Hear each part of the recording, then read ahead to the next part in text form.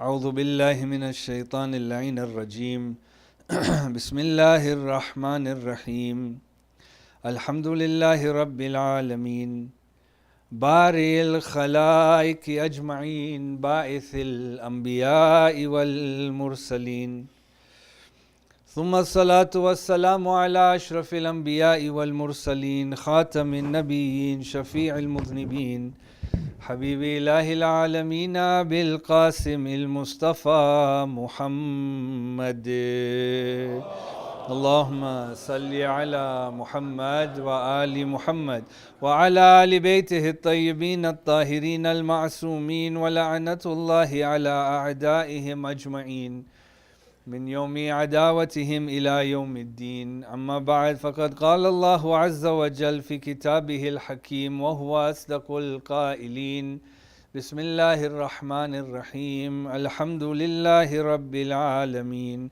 آمنا بالله صدق الله العلي العظيم. اللهم صل على محمد وآل محمد. Assalamu alaikum jami'an wa rahmatullahi wa barakatuh.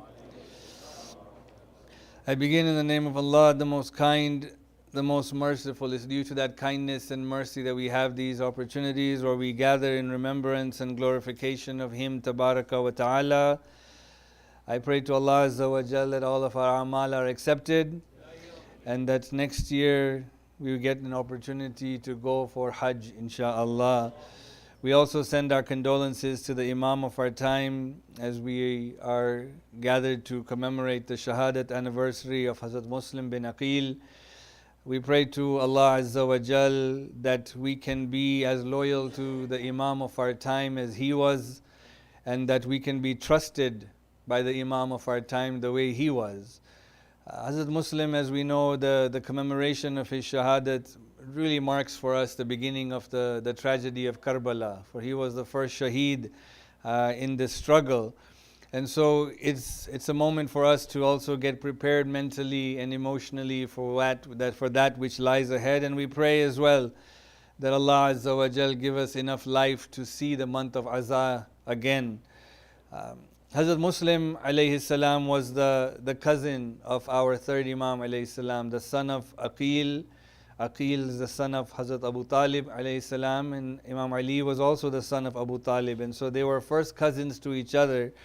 But he was 18 years younger than Abu Abdullah alayhi salam. He was born in the year 22 after Hijrah.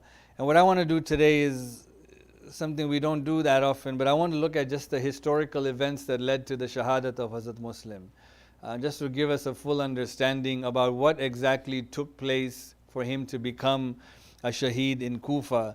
As we know, when we look at the historical events and what led to the start or the event of Karbala, it's without a doubt, it began at Saqifa. That's where everything began. But we come a little bit forward and start at the time of the death of Muawiyah. Muawiyah died in the year 60 after Hijrah. And as you recall, that when the peace treaty was signed between our second Imam alayhi salam and Muawiyah, one of the conditions within that treaty was that if Muawiyah were to die, the Khilafat would come back to Imam al-Hasan. And if something had happened to Imam al-Hasan, and Imam very wisely put that in, that if something were to happen to me, the Khilafah would then go to my brother Imam al-Hussein. As soon as Muawiyah dies, Yazid seizes authority immediately. He claims the Khilafat, all the governors in all the different cities, he reaffirms their position as the rulers, because most of them were appointed by Muawiyah to begin with. And he was 34 years old at this time. In the year 60 after Hijrah, Yazid was 34. One of the first things that he does was he writes a letter to Walid bin Utbah, who is also Abu Sufyan's from his lineage, who was the governor of Medina. So Walid bin Utbah is the governor of Medina, and he writes him a letter and said, إِذَا أَتَاكَ كِتَابِي هَذَا, that when you receive this letter, فَحْضِرِ الْحُسَيْن bin Ali wa Abdullah bin Zubair. He says, call immediately Hussein bin Ali and Abdullah bin Zubair. These two people in particular, Imam al-Hussein and Abdullah bin Zubair, were two people who Yazid saw as a roadblock, as his enemy basically. But they were the enemies of Yazid for different reasons. So Imam al-Hussein we understand, because Imam al-Hussein alayhi salam understood that the kind of person Yazid was, and so his view was very much based on what God wanted. But Abdullah bin Zubair had his own agenda. Right? Abdullah bin Zubair craved to be the next caliph himself. So it's not that Abdullah bin Zubair looked at Yazid as somebody who was illegitimate so that Imam al-Hussein could legitimize it. But he wanted that khilafat for himself. And so these two people were the greatest foes for Yazid, and that's why he didn't care about anybody else in Medina. These two, if he got their bay'ah, then his position would be secure. But he knew that getting their bay'at wouldn't be easy. Getting that allegiance wouldn't be easy. So he says, فَخُذْهُمَا بِالْبَيْعَةِ لِي. Take their bay'ah immediately. Call them and take their bay'ah. فَإِنِ امْتَنَعَا فَاضْرِبْ أَعْنَقُهُمَا وَبَعَثْ لِي بِرُؤُوسِهِمَا. But if they refuse to give you bay'ah, strike their neck and send them to me right away. Send the heads to me right away. So this was the letter that was sent to Walid bin Utbah. Upon receiving the letter, Walid bin Utbah seeks counsel from Marwan bin al-Hakam. The history of Marwan bin al-Hakam is he's like that Amr ibn As who just whispers poison into people's ear. And so he seeks the counsel of Marwan bin al-Hakam, who says that call them immediately and ask for and demand their bay'at before they hear about the death of Muawiyah from the people. And so again, this news traveled before the news was public. It said that Abdullah bin Zubair and the third Imam were in the mosque of Medina, and a guard came and he said that you are being summoned to Walid's courthouse or mansion, or however you want to call it. Imam Hussein says, tell him that I will come later this evening. Yeah? And they talked, and Imam says, I think this is the news that Muawiyah has dead and he wants our bay'ah. The Imam explained this and knew this. So the first thing the Imam alayhi salam did was he went back to his own home and his own people, and he said, and he gathered the youth of his family and the men of his family, and he said, come with me, we will go together to the court of Walid. And he says, I want you to stand outside as a show of force more than anything else. That he said, I want you to stand outside. He says, Inni dakhilun fa in da'awtukum. It says, when I call you, or sami'tum sawtahu qad ala, or if you see his voice rising. The Imam never said my voice rising. He said, but if you hear his voice rising, I want you to attack the home or enter the home in full number. And so the Imam alayhi salam enters, and Walid informs him of the death of Muawiyah and the instructions of Yazid to get the bay'at immediately. Imam Hussein alayhi salam replied back in a very beautiful manner. He says, a person like me doesn't give bay'at privately. Yeah? He says, if you want my bay'at, tomorrow when you seek the bay'at of everybody in public, you call me and ask me what my opinion is, and I will give you my opinion at that time. In other words, I will do it publicly. And so Walid seemed to agree. Yeah, he said, okay, fine, that sounds like a reasonable option, I will do that. As the Imam was leaving, Marwan interjected. Yeah? And Marwan said that, Walid, if you do not get his bay'at now, you must strike the head of Hussein right away. And immediately you can sense the annoyance in the voice and in the words of our Imam. The Imam alayhi salam looked at Walid and he said the following. He says, woe be to you, O son of the blue-eyed woman. Do you order my neck to be struck?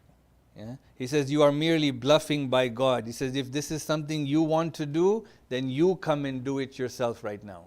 Yeah? The Imam basically said, if you had the courage, don't tell Walid to do something. You take a sword and come and attack me if this is what you want. And then the Imam alayhi salam turns to Walid and says this famous statement that we should know in our hearts and in our minds, where he says, Inna أهل بيت النبوة ومعدن الرسالة ومختلف الملائكة ومحل الرحمة. He says that we are the Ahlul Bayt of Nubuwa. We are the family of the Prophet. And we are the place where Risala came down, where the message came down, and the numerous angels that used to come down. And we are the source of mercy. وَبِنَا فَتَحَ اللَّهُ وَبِنَا خَتَمَ اللَّهُ. By us, God started everything, and it is by us or through us, God will end everything.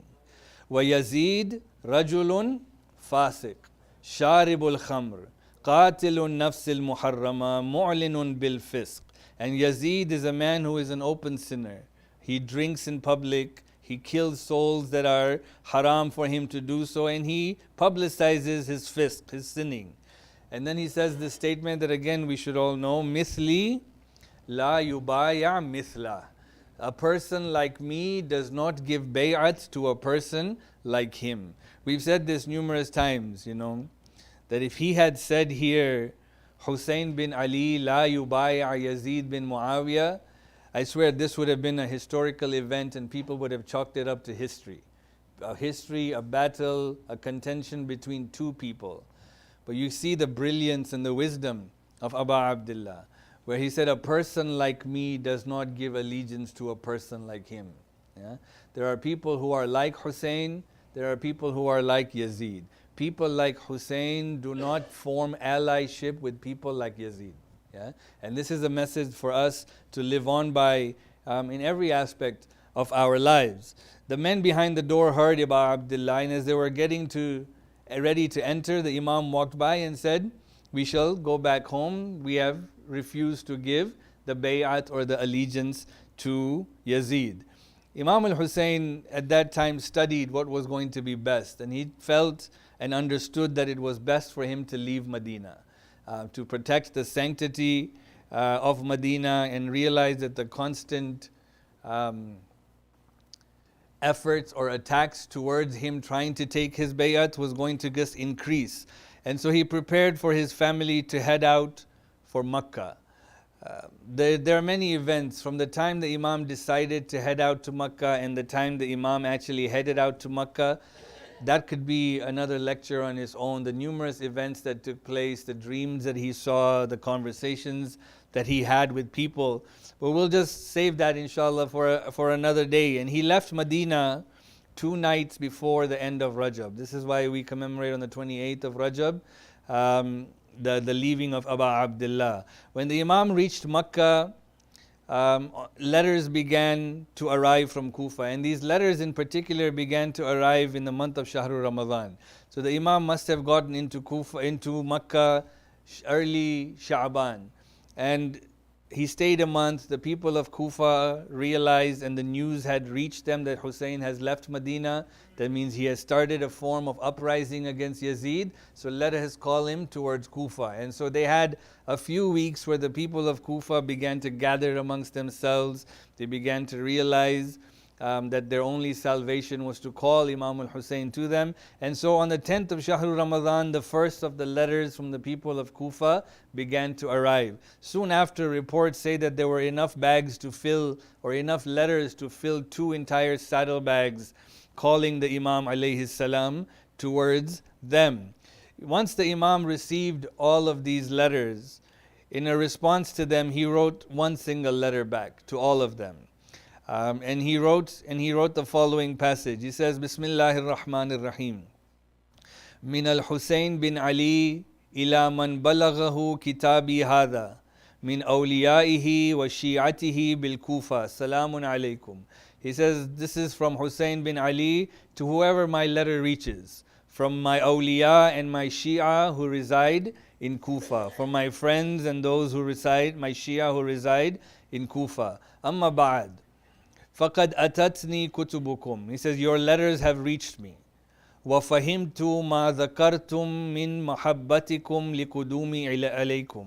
And I have fully understood of your love and desire of me coming towards you. وَإِنِّي بَاعِثٌ إِلَيْكُمْ بِأَخِي وَابْنَ عَمِّي وَالثِّقَةِ مِنْ أَهْلِ Muslim bin Aqil. He says, I am sending to you my brother, the son of my uncle, and the one whom I trust from my family, Muslim bin Aqil. لِيَعْلَمَ لِي كُنْهَ أَمْرِكُمْ, so that he will tell me your true affairs. Yeah, so he's not saying that I believe you. He said, I'm now sending someone to verify the reports that have come. وَيَكْتُبُ إِلَيَّ بِمَا يَتَبَيَّنَ لَهُ مِنْ إِجْتِمَاعِكُمْ, and I will wait for his letter to describe to me what's truly taking place amongst you. فَإِنْ كَانَ أَمْرُكُمْ عَلَى مَا أَتَتْنِي بِهِ كُتُبُكُمْ, he says that if the letter from Muslim agrees or confirms what you have written to me and have told me in the letters you have sent to me, أَسْرَعَتُ الْقُدُومُ عَلَيْكُمْ إِنشَاءَ, I will hasten my coming towards you. But Muslim has to confirm this to me. This highlights again for us how much Imam trusted Muslim, right? That his entire mission here, hundreds of letters from people, the Imam didn't take that to be, there's an important message in there for us, I don't know, we can reflect on that. Today we live in a time where we rely on the comments of other people to verify things are true or not, But sometimes we need somebody who's trustworthy to tell us. And there's a big difference between somebody who's trustworthy and just random comments that might have been created by bots out there, and we don't know the authenticity of them or not. So the Imam sends this letter and he instructs Muslim again that I want you to go. And when you write to me, I will determine my next movement at this time. So according to reports, Muslim bin Aqil, of course, accepts this responsibility and then heads off to Makkah again. And then after from Makkah he heads off to Medina again. And then from Medina he heads off to Kufa. And so according to, again, the data that we have or the information that we have, it took him 20 days to complete that journey. So he left on the 15th of Shahru Ramadan and arrived in Kufa on the 5th of Shawwal, and in the meantime he stopped in Medina for a day or two. So that journey took him 20 days. Muslim entered the city and stayed in the house of Mukhtar. The Shia, having learned, or as they kept learning that Muslim was here, the ambassador of Abu Abdullah was here, they used to come to the house of Mukhtar quite frequently. And whenever a large number of them would gather, Muslim would read the letter of our third Imam to them, and they were naturally overcome with emotion. Most of them would begin to weep, and in this way they began to give their allegiance or bay'at to Muslim. And by a small period of time, he had 18,000 people who had given bay'at to him for Abu Abdullah. Yeah? That's a large number of people, a large number of Shia who had claimed and given support to Abu Abdullah. Now naturally, when you have such large numbers of people, you can't keep that secret or private anymore. And so the news reached the governor of Kufa, whose name was Nu'man ibn Bashir. Nu'man ibn Bashir was a person who had held the governorship of Kufa even prior, obviously, to Yazid taking over. But he was a person who did not have that fiery nature that Yazid had. And so when he heard of these uprising, rather than trying to squash that uprising, rather than trying to attack and demolish or finish that uprising, he ascended the pulpit in the mosque of Kufa and addressed the people, warning them against dissension. He says, look, we don't need to cause strife and dissension between us, and rather let's keep some type of harmony. But people began to then write to Yazid and say that, look, this Nu'man is not squashing this threat of Muslim the way he should. And what's happening is that the people are becoming stronger, and their love for Imam al-Hussein is growing. And so this obviously annoyed Yazid. And so Yazid wanted to find somebody who would replace Nu'man and would squash this uprising immediately. It's interesting that when you read the history, he originally was opposed to the idea of Ubaydullah bin Ziyad. And the reason why he opposed Ubaydullah is simply he just didn't like Ubaydullah. Yeah? And so, again, you're talking about two very fickle people here, but he just didn't like the nature, the personality of Ubaydullah. But there was a close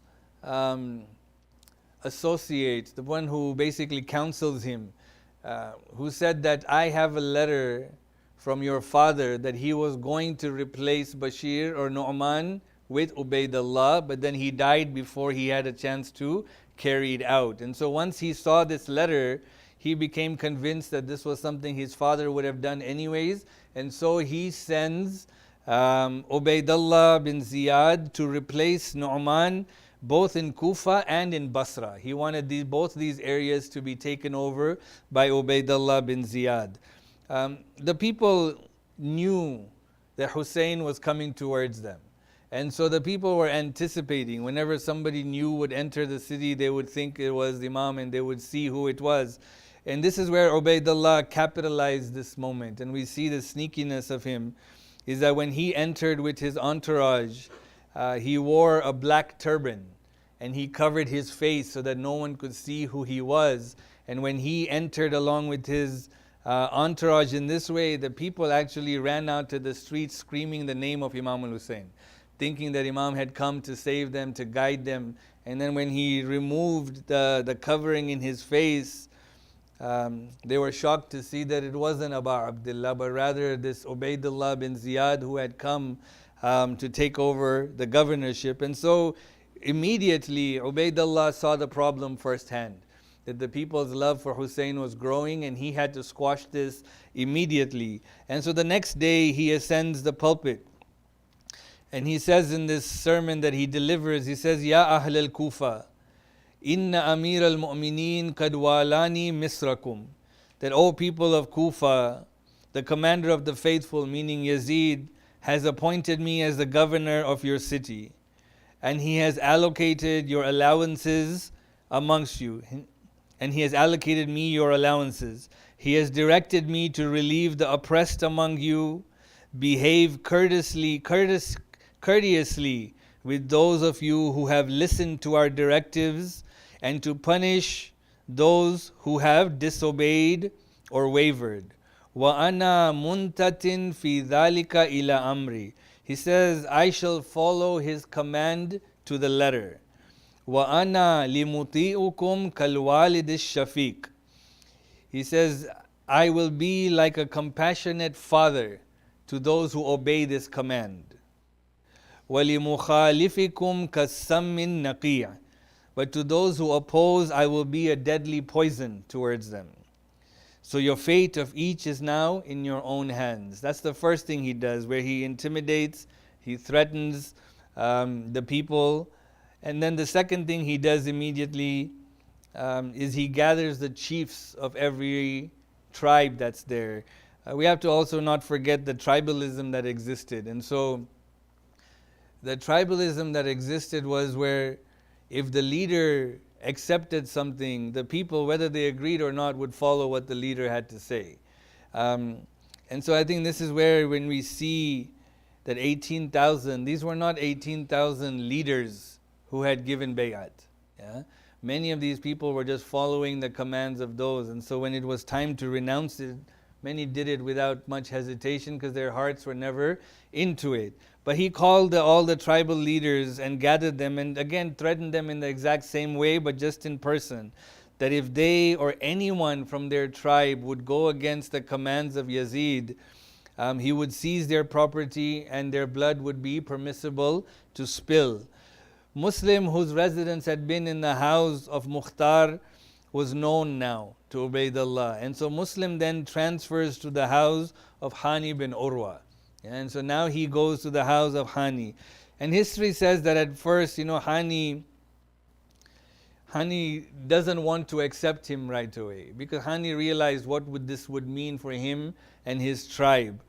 But it is said that Muslim had entered his courtyard, and because he was now in his home, Hani says, I cannot now turn you away. And so he said, I will defend you because it is my responsibility now to defend someone who comes into my home. Hani now, you have to also realize, Hani is a great companion, but he's much older now as well.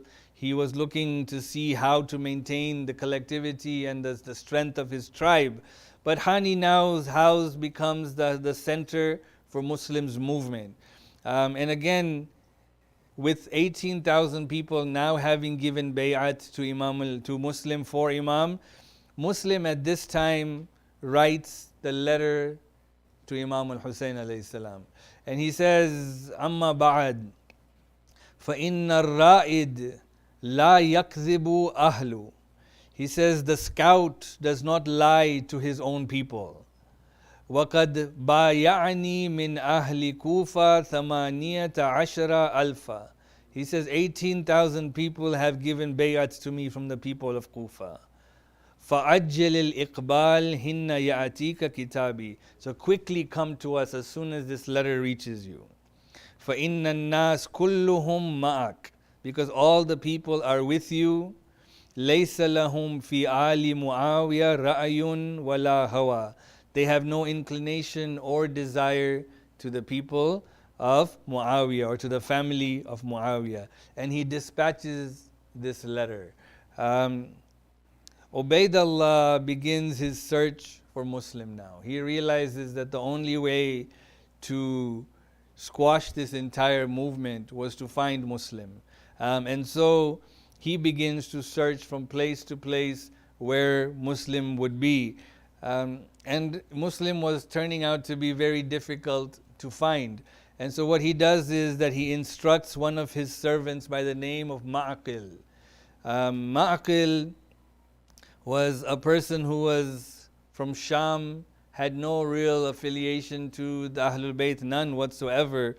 But he convinces or orders Aqil to infiltrate the Shia, and basically find out where Muslim is staying. And to do so, he gives him 3,000 dirhams and says that use this money to convince them that you are a wealthy person from Sham who has love for the Ahlul Bayt, and you want to contribute this to the movement of Muslim. And so there are numerous steps that he has to go through. Obviously, it's not so easy to infiltrate, but he convinces one person who convinces another person who convinces a third person, and eventually he's allowed to come into certain gatherings where Muslim is present. And so he begins to find out where Muslim is staying, and this is where he reports back to Ubaidullah bin Ziyad that Muslim is now in the house of Hani bin Urwa. And so immediately Ubaidullah orders Hani to be brought to him. Hani is as we mentioned, old. At this time, Hani is also sick. It is very difficult for Hani to leave the house. But he orders Hani, and Hani comes into the presence of Ubaidullah. And so Ubaidullah greets him, and then he asks, "Oh Hani, where is Muslim?" And he replies, "I don't know. I don't know where Muslim is." And immediately he instructs this spy by the name of Aqil to come out. And this is when Hani knows that they had been infiltrated, and so there was no way for him to continue this ruse of not knowing where Muslim was. And so Hani again, he was ordered to give Muslim. He refuses, and he says, "By God, if Muslim was under my feet, I would not expose him to you, or I would not give him to you." And this is when Ubaidullah takes a lash or some type of whip and hits the head of Hani and splits his forehead, and immediately imprisons Hani. When the news of Hani's imprisonment, again we have to understand there's a lot of tribalism going on. So when the Hani's tribe finds out that Hani has been imprisoned, Muslim sees this as an opportunity to just gather the Shia who had given this bay'at and go and free Hani. And at the same time, if they could defeat Ubaidullah, I think they would take that as a prize as well, to topple and take over Kufa. And so he summons 4,000 people to gather with him. Yeah? 4,000 people who would march towards the mosque of Kufa, who would march towards where Hani had been captive. But at the same time, when Hani was imprisoned, Ubaidullah began to add even more pressure on the tribal leaders to say that if I see anyone from your tribe come in any way, I will consider all of you guilty of this. And so news began to spread. And one of the ways that they spread the news was that they began to spread thoughts of danger into the families of the soldiers.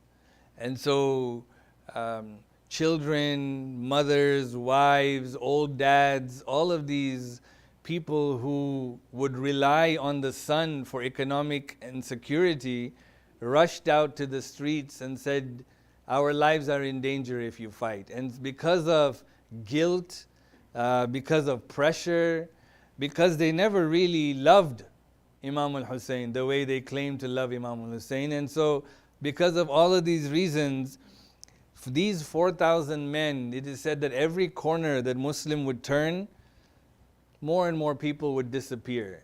And there came a time then where Muslim had only 30 men beside him. From 4,000 who were there with him, by the evening time, as Muslim was approaching this courtyard, only 30 men were left. And at this time, Muslim enters the grand mosque to say his Maghrib Salah, and there were 10 men only behind him. When he finished his Maghrib, he was alone. Yeah? Subhanallah, think about where Muslim came from and where Muslim ended. From 18,000 to being entirely alone. And the reason being was what? Intimidation, fear, all of these things that, a lot of times we see in our world today, that if we support, if we stand up against a cause, I may get fired, for example.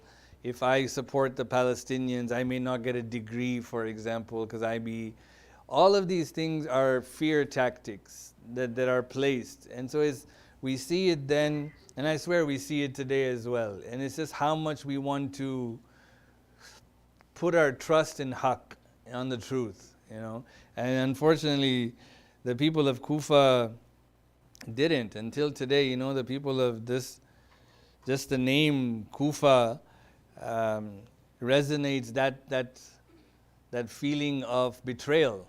Yeah, that it's almost used as an adage that don't be like the people of Kufa. But what a shame that they left Muslim in this way, and so Muslim finds himself entirely alone. Yeah, again, he was a man who was not from this city, and he now, having lost all support, begins to wander outside the streets of Kufa, not knowing where he's going, and he ends up outside a home of a lady. This lady happened to be standing at the door by the name of Taw'a, and she was waiting for her son to come back home. And so Muslim comes to her and he says, Ya Amatallah, that, oh, the servant of God, can you please give me some water? It is said that water was provided to Muslim, and when Muslim drank this water, he didn't leave where he was seated. And so she says to him that it is not right for you to sit outside my house. She's like, I'm a single lady waiting for her son. The people would begin to talk in the city of Kufa. But Muslim couldn't find the legs to get up. And when the lady says, why don't you go back home? Muslim replies, I don't have a home to go back to. He says, I am alone in this city. I have no one. The people lied to me. The people have abandoned me. She says, are you Muslim? He says, yes, I am Muslim bin Aqil. And I was called for a purpose, and the people have left me entirely. It is said the compassion of Taw'a was such that she had a room in which she gave to Muslim. And she said, use this room, but stay quiet, because my son has allegiances to Ubaidullah and Yazid. Muslim stays, he worships that night. It is said somehow the son of Taw'a finds out that Muslim is there, and he goes to Ubaydullah and he informs him of this. In the early morning, Muslim hears the sounds of horses coming towards him, and he knows that the guards of Ubaydullah are attacking. It is said these guards were led by a person by the name of Muhammad bin Ash'at.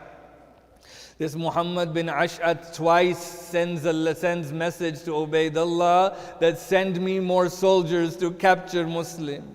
He says, this is but one man that you find difficulty capturing. He says, woe to you, do you not know that this is the grandson of Rasulullah? This is the one who has the blood of Banu Hashim flowing through him. It is said that Muslim fights and fights bravely the way we can imagine Muslim fighting.